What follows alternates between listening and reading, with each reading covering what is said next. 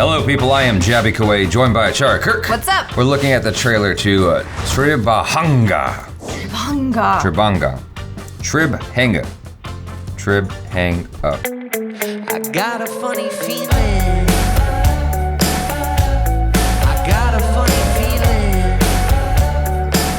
Yeah.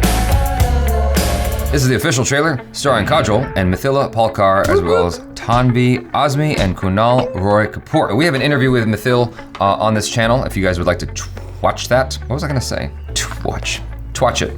Twatch. It's like Twitch, but with twatches. I don't know. That came out weird.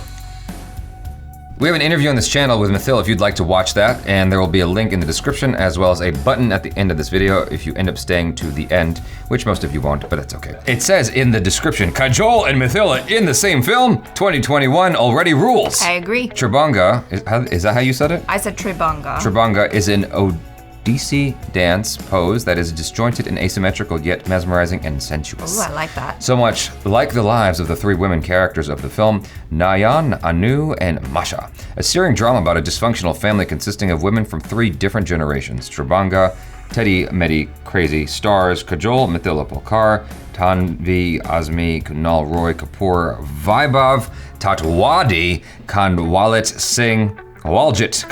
Singh, and directed by Renuka Shahane. I don't know. Wow. आपकी कहानी है, आपके अपने शब्दों में।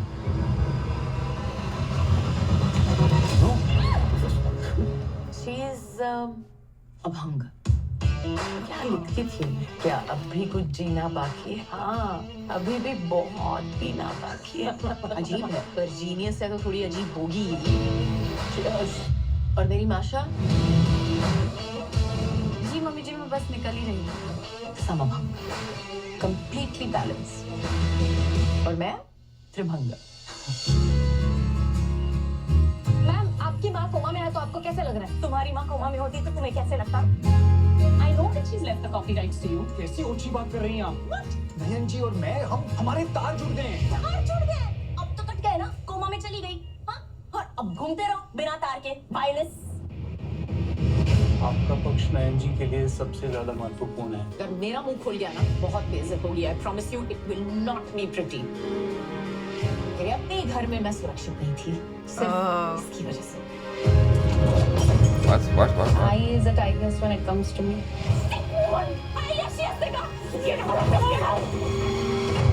पर तब मुझे समझ में आया कि अन्नू मुझसे इतनी नफरत क्यों करती है। उन्होंने कितना कुछ किया है आपको एक उम्दा जीवन देने के लिए। I'm sorry,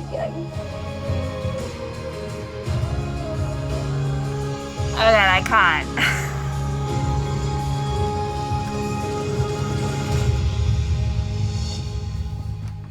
I feel like if I watch that film, I'm just gonna have to have a box of tissues and cry, cause like... How about 3 boxes of tissues? Yeah, maybe 3. I guess I kind of get it. It's the kind of story that tense relationship between a mother and daughter? Yeah. Yeah. It's something that I can understand on a deep and visceral level. I feel like if I showed this trailer to my best friend, she would get it in an instant as well, because she has an interesting relationship with her own mother. And I think it's just one of those stories that will like completely wreck you. Because, oh man, that situation of like, your mother is in a coma and yet you still have all this anger and resentment towards her for what you perceived that she did to you, but yet in the meantime, Kajol's mother, the grandmother, I suppose, in this situation, she was just trying to do her best, and you know, we're only human and we fail. Yeah. And then meanwhile, like, you've got Mithila down there as you know, the granddaughter, and I don't know if the relationship between her and Kajol as her mother is also strained, or if it's just that Kajol is super duper protective of her. You know, the whole story is just gonna deconstruct all of that. I'm hoping that it ends on a positive note. You know what's most fascinating about this is that Kajol's 46 years old. Oh, for realsies? She looks so fantastic for her age. I'm like, what the hell? Because I'm watching the trailer and I'm just like mesmerized. I'm like, How old is she? Because I know she's not in her 30s anymore for sure. I'm looking at her face, I'm like, I cannot believe this woman is nearing 50. I can't believe it, because she looks so fantastic for her age. She looks great. Totally an aside, Yeah. nothing to do with the feels that ACHARA's talking about. But like, I can totally understand that. Okay, you're doing one of those things again. I get it. You're doing one of those things again where you're making it about like mother-daughter, and it's like, well, guys can't relate. I think guys can relate as well. You can totally relate. I think that it's less about mother-daughter for me anyway, because I'm not a woman, at least as far as you know.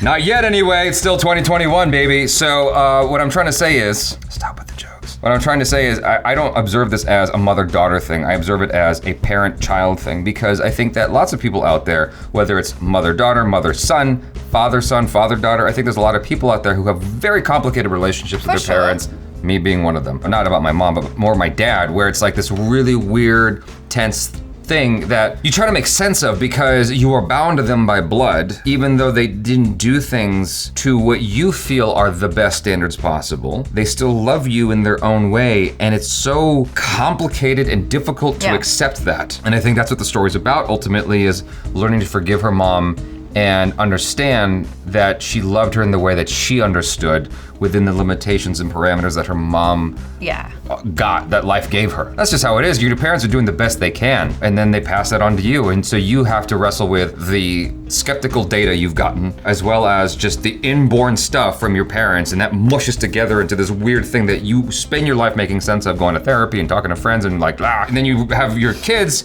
and then one day you realize that you're just like your mom, and you're like, fuck, I've been trying to avoid this, you know, and it's like, pretty much, yeah. You know, and so I completely understand like the heart of the story, at least on some level. I didn't mean to project onto you that you were making this about women, but like I think there's a universal thing here that is just for everybody. A lot of us have a complicated relationship with our parents, or maybe you're a parent who has a complicated relationship with your offspring. So there, you know, I'm just trying to say that like this is something that I feel like is accessible for a lot of people. Yeah, no, I mean, I wasn't trying to say that this is only accessible to women. That's not what I intended to come across at all. And if it did, I said I projected it. I apologize. said I projected it onto you. Okay, it really hit me in a specific way because of my own life experiences, you know? Oh, I get it. And I think this, like you say, a lot of people will be able to relate to this on some level, because I think a lot of us have like weird, maybe slightly dysfunctional or very dysfunctional relationships with our parents. I feel like certainly anybody who, I mean, I'm not trying to limit it when I say this, but I feel like a lot of people who live in metropolitan cities, I think statistically more likely to have a complicated relationship with one or both of their parents, statistically speaking, because I think that sometimes, you know, there's like good and bad to it, because when you have a complicated relationship with your parent, it makes you quirky and weird, and you end up becoming an artist. All artists end up finding themselves in the same spot usually, which is a metropolitan city, or we're all just a bunch of crazies hanging out, essentially. A bunch of nuts in a fruitcake. Yeah. It's really cool to see Mithila in here, and that's cool that she's working with Kajol. That's pretty cool. Yeah, she told us about that in her interview, which you can watch, by the way. I like that it's a movie about 3 generations of women just all together. I like the cast that they've chosen here. Like, Kajol is immense in her own right. I'm not familiar with Grandma so much, am I? I want to know what Kajol's diet is. And why? Maybe it's her makeup. Like, she just looks really good. Like, look at this frame, 25 seconds in. You could mistake her for being 10 years younger than she is. If not more. If not, yeah, like easily. Obviously, makeup plays a role, but she must be doing something right in terms of her diet and exercise to maintain that level of youthfulness at that age. Also, just Asian no raisin. Asian no, I mean, sure. No, but that doesn't hold necessarily true. There's lots of Asians who are like 20 that look like they're 40. There's lots out there. It just depends on, first off, what Asian are you talking about, and then like the diet, all that stuff. Like, you know, there's different things that inform DNA, you know? Well, maybe she's got some excellent DNA. Jay Devgan somehow keeps her young. He's got her, he's always makes her laugh. He makes her laugh. That's why. She's laughing a lot. Yeah, laughing burns calories. Yeah. So. No, but like, I like her in this. She's still got that like fiery Kajol energy that we enjoy. You know what? Okay. Kind of putting everyone in their place. It's funny you should say that, because that was the one thing I might disagree with you about. Oh, really? Because I didn't feel it as fiery or powerful as, let's say, stellar movie like Helicopter Ela. So, the movie that was so popular, Char and I ended up getting a theater by ourselves. Wow. Pre-corona too. Yeah, pre-corona. It was just all us by our lonesome. But the Kajol I saw in that trailer was like the fiery Kajol. Like obviously she's got some attitude here. I think she's got some attitude here. She's got attitude, but it's not like Apex Predator Cheetah from Wonder Woman 1984. You know what I'm saying? Okay, I'm just trying to make weird jokes. Well, all I'm saying is like, it's not as ferocious as I'm accustomed to. The very first true experience I had with Kajol was in My Name is Khan. And man, she let him have it. And then in the commercial for Helicopter Ela, she let him have it. And here it's like, she's letting him have it. You know what I'm saying? It's just, maybe she's like, mellowed out with age. It's very clear that she's got a chip on her shoulder. I'm just saying, yes, it's there, but not like quite as much. Just watching her blood pressure, it seems like.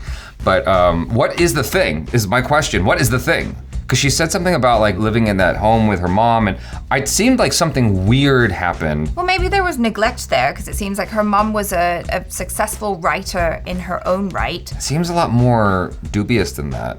Could be. I don't know. So, you have to watch the film. I mean, they gave away a lot of the plot, but I don't feel like they gave away too much. That's okay. So you're just as like not sure as I am then, because I thought that maybe you would have gleaned something that I didn't. I thought that they maybe had uttered what it was that her mom did that was so heinous, so awful. I don't think so. That would make her have this like long-lasting resentment years later, even after her daughter's basically a grown-up.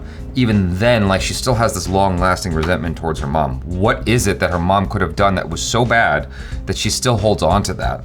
That's what I want to know. I am curious enough to find out. So there you have it, y'all. Thanks so much for hanging out. Excited to see this, are you? And do comment below and let us know about your weird relationship with your parent, if you have that. I'm Jaby KOAY, this is ACHARA KIRK. Peace out.